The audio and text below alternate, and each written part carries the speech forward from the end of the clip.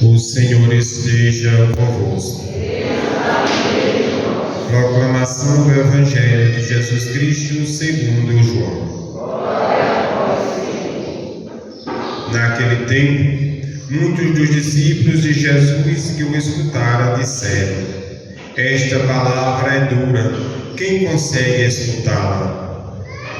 Sabendo que seus discípulos estavam murmurando por causa disso mesmo, Jesus perguntou: isto vos escandaliza? E quando virdes o Filho do Homem subindo para onde estava antes? O Espírito é quem dá vida, a carne não adianta nada. As palavras que vos falei são Espírito e vida, mas entre vós há alguns que não creem. Jesus sabia desde o início quem eram os que não tinham fé e quem havia de entregá-lo, e acrescentou: é por isso que vos disse: ninguém pode vir a mim a não ser que lhe seja concedido pelo Pai. A partir daquele momento, muitos discípulos voltaram atrás e não andavam mais com ele. Então Jesus disse aos 12: vós também, vós quereis ir embora? Simão Pedro respondeu: a quem iremos, Senhor? Tu tens palavras de vida eterna. Nós cremos firmemente e reconhecemos que Tu és o Santo de Deus. Palavra da salvação. Glória a vós, Senhor. Provai e vede quão suave é o Senhor. Provai e vede quão suave é o Senhor. Vinde, Espírito Santo, vinde por meio da poderosa intercessão do Imaculado Coração de Maria, vossa amadíssima esposa. Amados irmãos e irmãs, estamos celebrando hoje o 21º domingo do tempo comum. E estamos fazendo a leitura dos textos bíblicos do Evangelho, em que nosso Senhor Jesus ele vai revelar ser o pão da vida eterna. E nós, porque tivemos a comemoração da Assunção da Virgem Maria, nós como que pulamos esta narração do discurso, da pregação de Jesus. E nosso Senhor Jesus, amados, ele disse algo muito importante na sequência deste evangelho, que vai justificar o motivo de nosso Senhor Jesus fazer a pergunta: isto vos escandaliza? Amados, a igreja aprendeu com o seu divino fundador, nosso Senhor Jesus Cristo, a preparar um povo a viver os santos mistérios. A palavra misteriosa de Jesus é uma palavra muito clara, e nosso Senhor Jesus tem revelado aos pequeninos estes seus anseios, de modo que nosso Senhor Jesus ele quer que a sua comunidade esteja revestido daquilo que ele é espiritualmente na Santa Eucaristia, e que nós vamos contemplar neste domingo, neste 21º domingo do tempo comum. E que nosso Senhor Jesus ele está presente, vivo e real e substancial na Santa Eucaristia, e que nosso Senhor Jesus, após a consagração, ele está presente, corpo, sangue, alma e divindade, de maneira invisível, presente nas espécies eucarísticas que a gente compreende como os acidentes do pão e do vinho, e de maneira invisível, como um ato de fé, nós acreditamos que agora é o corpo e o sangue de nosso Senhor Jesus Cristo, como um ato de fé. E se Jesus está invisível na Eucaristia, ele também permanece invisível em nosso coração.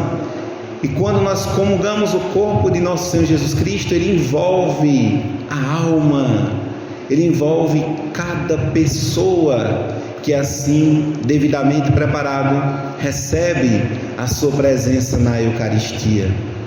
Jesus, ele quer um povo assim, um povo eucarístico. E hoje, comemorando também os 18 anos de existência do Texto dos Homens, em que acolhemos tantos fiéis, é sempre bom refletir que o nosso movimento ele não se sustenta se ele não for um movimento eucarístico. O terço é um prolongamento da ação de graças. São João Paulo II fazia questão de, diante do Santíssimo Sacramento, de joelhos, recitar o Santo Rosário. Não utilizava livros espirituais, não utilizava outra coisa senão o Santo Terço. E meditando os 4 mistérios do Santo Terço, inclusive institui até mais um, institui os mistérios da vida pública de nosso Senhor Jesus Cristo, contemplando assim, então leva-nos a crer, bom, se São João Paulo II, que é santo, Papa da nossa igreja, ele rezava, por que não posso também imitá-lo? Amados irmãos e irmãs, então convidamos a comunidade a fazer essa experiência de sermos uma igreja, e somos, e de fato somos, uma igreja eucarística. Acolhendo então a palavra de Deus neste santo evangelho que nós acabamos de escutar, Jesus ele tem saído de um diálogo também com os judeus e com os seus discípulos mais numerosos. Nosso Senhor está numa fase 1 ano antes da sua paixão.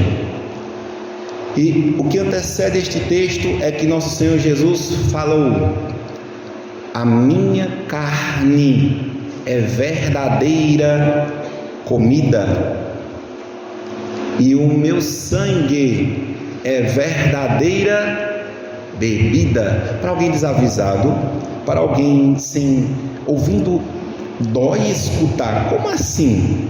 Como a minha carne é uma verdadeira comida? Então quer dizer, Jesus, que como é? A gente vai fazer um bife do lombo de nosso Senhor Jesus? Vai tomar o sangue dele? Amados, é isto então que escandaliza os discípulos mais numerosos de nosso Senhor Jesus. É claro que eles vão dizer: mas essa palavra, ela é muito dura. Quem consegue escutar? A minha carne, verdadeira comida, e o meu sangue, verdadeira bebida.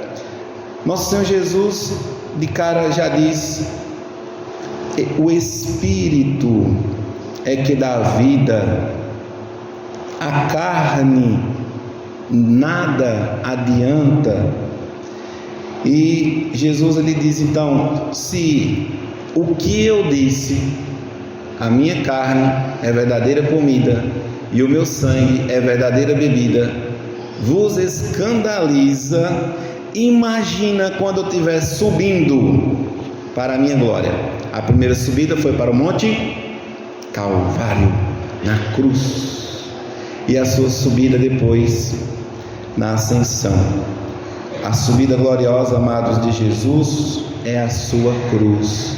Então nosso Senhor Jesus vai dizer: olha, se quando eu estiver sendo crucificado, então Se isso que eu estou dizendo escandaliza vocês, imagina quando eu estiver sendo glorificado. Então, amados, nosso Senhor Jesus, Ele recorda que ouvir com os ouvidos carnais ao Evangelho, de fato, é um escândalo. É por isso que Jesus ele vai dizer: olha, as palavras que eu vos falei são espírito e vida. Não é uma palavrinha qualquer.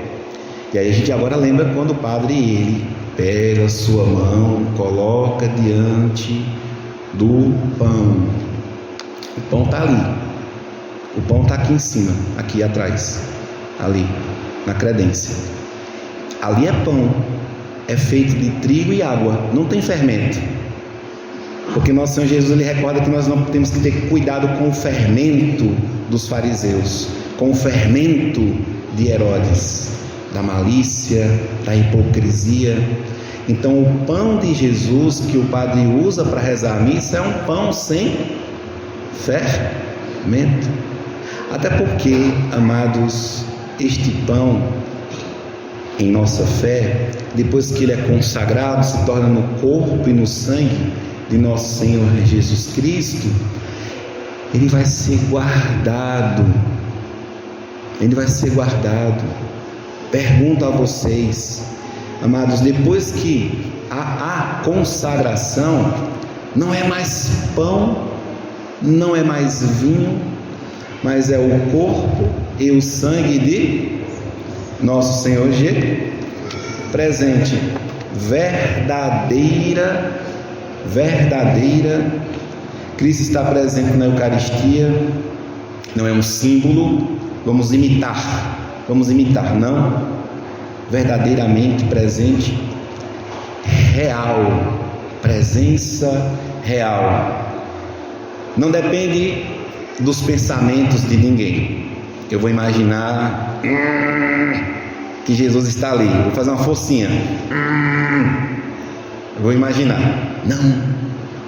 não depende disto. E depois, substancialmente, ele está presente. Substância é o que a gente então vai entender, é o que está por baixo. Amados, você pega uma foto sua quando você era criança, aí você olha agora a fotografia, você olha no espelho, né? Você tá igual quando você era criança? Quem é criança que vê uma foto quando era bebê, você tá igual quando era bebê? Tá de fé? Mas não é a mesma pessoa? É a mesma pessoa, né? E quando você, vamos supor, chegou, então aconteceu na família um falecimento, aí você, ou tá velhinho, né? Aí você pega, meu pai tá velho, vamos jogar o resto do meu pai fora. É assim? Absolutamente. A gente não joga ninguém fora, porque é uma pessoa. Então, quando a gente comunga o corpo de nosso Senhor Jesus Cristo, quando o padre termina, a gente joga fora Jesus? Bota onde? Depositamos no... Porque Jesus é uma pessoa. É uma pessoa que está, amados, na Eucaristia. Então, para isso a gente tem que entender o que é substância. Substância é o que está por baixo. Jesus, nós permanecemos o mesmo, só mudamos a nossa os nossos aspectos, né? Já na Eucaristia, o pão, depois da consagração, continua pão. O vinho, depois da consagração, continua a aparência, mas a substância, que antes era de trigo e de vinho, continua uma não continua, mas muda-se a substância. Os acidentes, o aspecto é o mesmo, e é bom que o pão não tenha fermento, para que ele seja guardado e ele não seja mofado. O fermento vai criar micro-organismos, e estes micro-organismos vai embolorar o pão.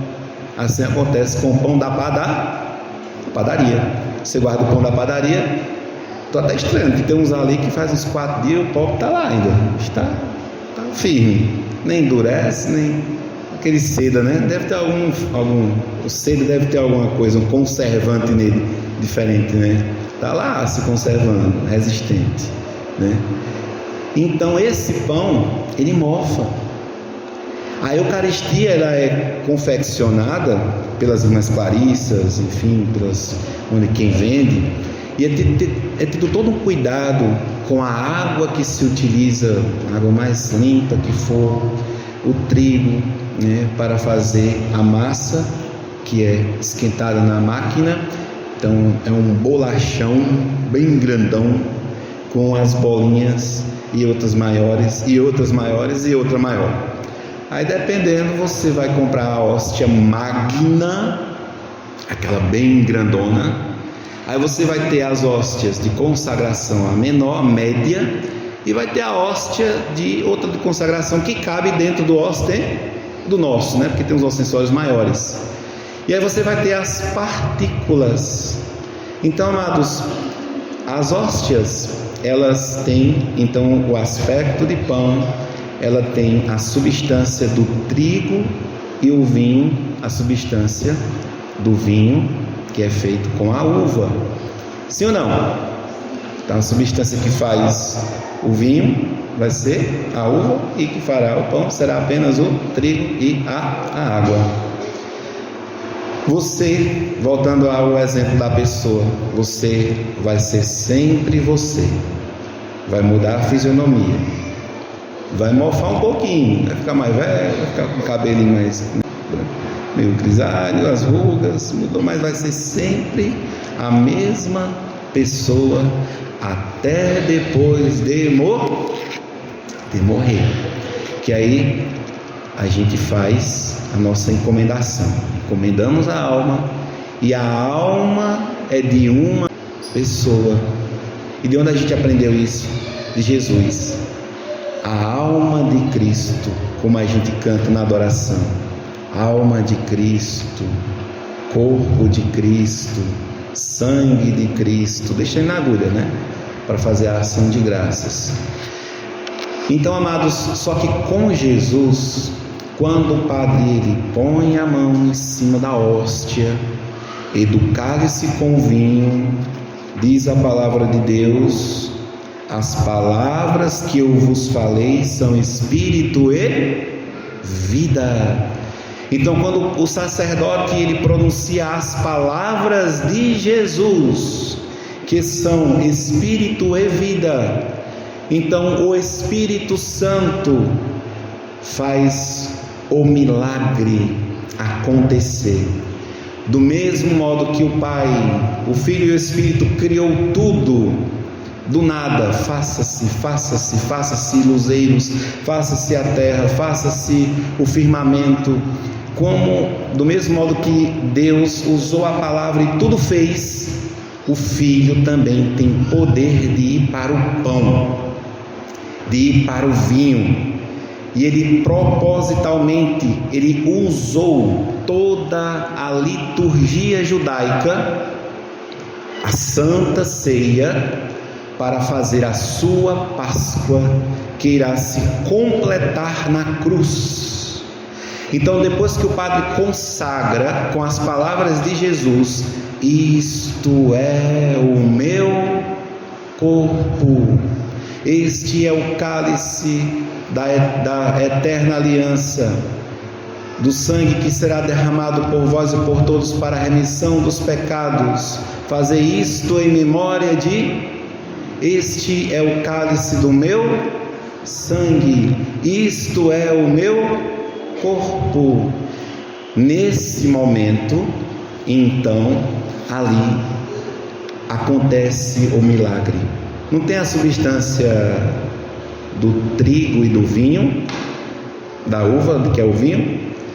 Esta substância que está na nossa frente, ela vai acontecer em nossa fé uma substanciação, uma substância que agora ela vai ser mudada no corpo e no sangue de Jesus.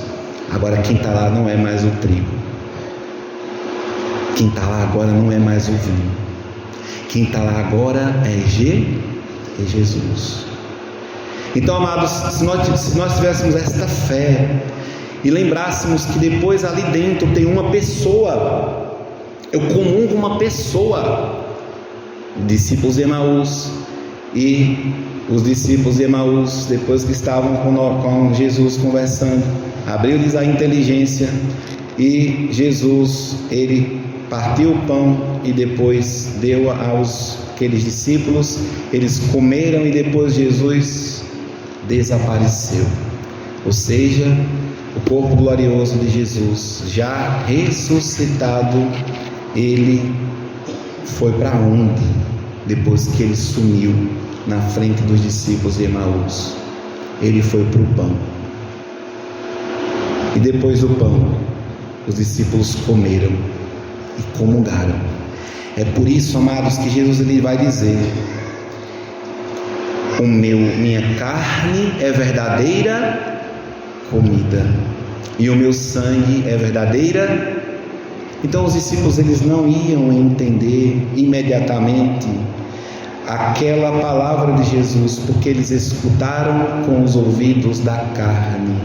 E é por isso que Jesus vai dizer: as palavras que eu vos falei, elas não são da carne, elas são espírito e são vida. Então, amados, Jesus ele quer então estar dentro de nós. Ele inaugurou esta forma de presença real, e não tem outra forma de Jesus estar dentro de nós senão por meio da Eucaristia. E esse modo de compreender nosso Senhor Jesus Cristo consiste dentro da nossa igreja, que ela é una, santa, católica e apostólica. E não há outra igreja igual à nossa que ela seja una, porque celebrou sempre a unidade da mesma fé. O mesmo Papa, os papas, o primeiro Papa, ela tem em si uma unidade.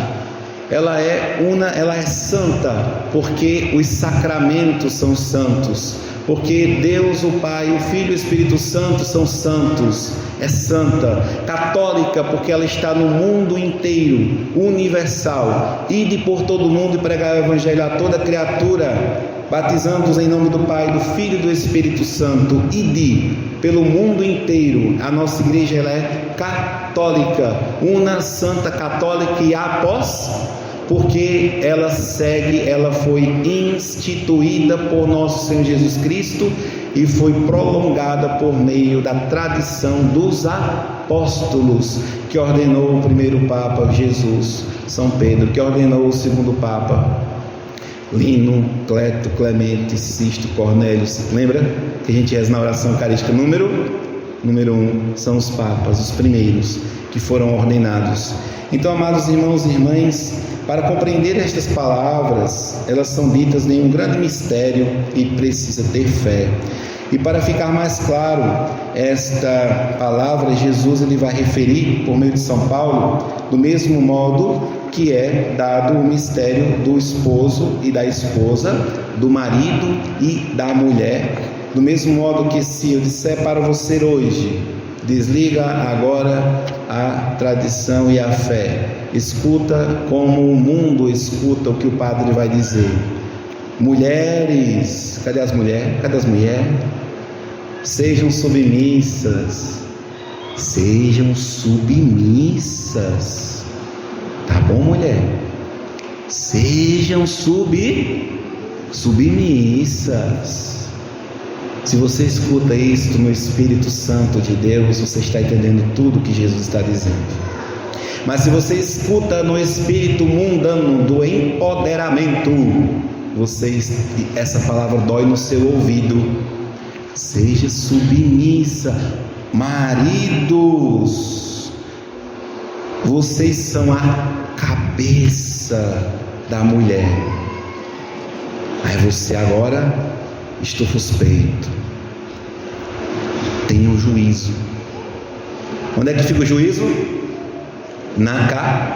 Vocês estão para educar os filhos de vocês. Vocês são a cabeça. E ainda Jesus diz mais: respeitem as vossas esposas. Aí você vai entendendo. Eu sou homem, eu tenho uma missão, eu sou a cabeça da família, eu tenho que ter juízo. A hora que eu vou chegar, a hora que eu vou sair, o que eu vou fazer com o dinheiro, como eu vou educar o filho, o que eu vou dizer, o que eu não vou fazer, o que eu vou fazer de exemplo. E ainda eu tenho que respeitar essa mulher. Aí agora a mulher vai entender: então quer dizer que eu vou ser submissa não é ao homem, é o respeito ao respeito do homem. Se ele lhe falta com respeito, não tem como você ser submissa. E aí nosso Senhor Jesus, ele vai entender isto por meio de Paulo, como Cristo amou a sua igreja, se entregou por ela. Como a igreja é solícita por Cristo, aí eu vou ser a igreja como esposa. Cristo amou a igreja e se entregou por. Então, amados, para entender que vocês são uma só carne, por isso o homem deixará pai e mãe, se unirá à sua esposa, e os dois serão uma só carne. Como é que a gente entende isso assim? No pililim-pim-pim, na mágica? Se a gente ler e compreender com o coração, os ouvidos e os olhos da fé. Quem me deu essa fé não foi ninguém, senão Jesus. Aí diz São Paulo: esse mistério é grande. Não é todo mundo que entende, não. Você é esposa, você é casada, você é católica, você vai lá treinar, vai correr, aí vai encontrar umas comadres lá que vai dar uns conselhos que não é católico, e você vai dizer: olha, eu sou submissa, meu marido, tu tá ficando doida, né? Vai encontrar gente que não vai entender, porque esse mistério ele é. Aí você tá lá no futebol jogando, aí os cabelos chamam pra farrar, e no meio da farra tem uns desmanteiros lá, e aí você vai: opa, eu sou casado, eu vou pra casa. Tu tá ficando agora, tu tá amarrado agora a tua mulher? Sim, porque nós somos uma só. Então você não pode deixar de professar a fé praticamente ali na sua realidade. Então o mundão de, meu Deus, as musicaiadas que cantam a bênção da vida material, né? Agora tem um aí, né, que está lavando o rosto na água sagrada da pia, né? Então vai santificando a vida material, vai transformando esse mundo encebado de pecado, sacralizando o que não é sagrado, né? Esse mistério é grande e eu o interpreto em relação a Cristo e a igreja. Agora, amados, você entende porque você tem que casar para comungar. Agora você entende o valor da Eucaristia no seu casamento. É a fonte do amor do seu casamento. Opa, tem ali, quem está precisando casar, vamos aí procurar as secretarias, vamos acelerar. Isso, até gente ali já, opa, eu. E amados, então isso acontece na igreja católica. E existe uma grande investida contra a igreja católica, que é querer ter uma igreja cristã sem sacerdotes. Tá assim, ó. Os nossos irmãos separados não tem uma igreja que aceite a Igreja Católica. O sacerdócio não é o sacerdócio dos batizados, não, é esse sacerdócio da igreja, do padre que consagra a Eucaristia. E aí o mundo moderno está doido para que a igreja fique assim, uma igreja sem autoridade, sem o bispo, o papa, sem o padre. E aí quando a gente desacredita do sacerdócio católico, a gente desacredita da Eucaristia, aí a igreja vira uma festinha. E o seu movimento, texto dos homens, tem que ter Eucaristia.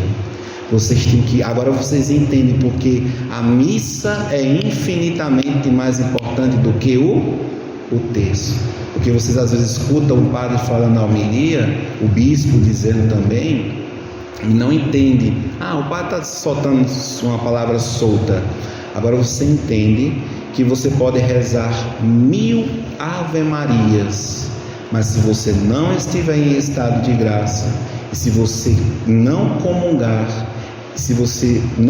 em estado de graça, você não vai se salvar, porque só se salva quem comunga o corpo de Cristo, devidamente preparado, como pede e reza a Santa Igreja. Agora você entende a brancura, né? Como disse Dom Adair Guimarães, recordando da catequese da sua vovó. A igreja a nossa fé tem 3 brancuras. 3 brancuras. A primeira brancura é a hóstia consagrada. A segunda brancura, a Virgem Maria. E a terceira brancura, a igreja. A beleza e a pureza da igreja, a pureza e a beleza da Virgem Maria, e a beleza e a pureza da hóstia consagrada. Amados, tenhamos esses 3 amores, além das devoções dos nossos santos padroeiros em nossas respectivas paróquias, e vamos nesta fé católica caminhar juntos para comungar nosso Senhor Jesus. Por fim, versículo 16 do livro de Josué: longe de nós abandonarmos o Senhor, porque o Senhor nosso Deus, Ele mesmo nos tirou da vida do pecado do Egito. E o salmista cantará: provai e vede quão suave é o Senhor. E Jesus dirá no Evangelho: e vocês vão embora também? Estão escandalizados? Pedro responde: a quem iremos nós? Só tu tens palavra de vida eterna. E Pedro professa sua fé católica. Jesus institui o papado, a Eucaristia, e manda que estes 12 vão pelo mundo inteiro e que batizem todos os povos, para entrar na brancura da igreja, terem uma associação com a Virgem Maria e comunguem o corpo de nosso Senhor Jesus, sua presença vivo, viva e real e substancial em nosso coração, em nossa alma, o sustento e alimento da nossa fé. Glória ao Pai, ao Filho e ao Espírito Santo,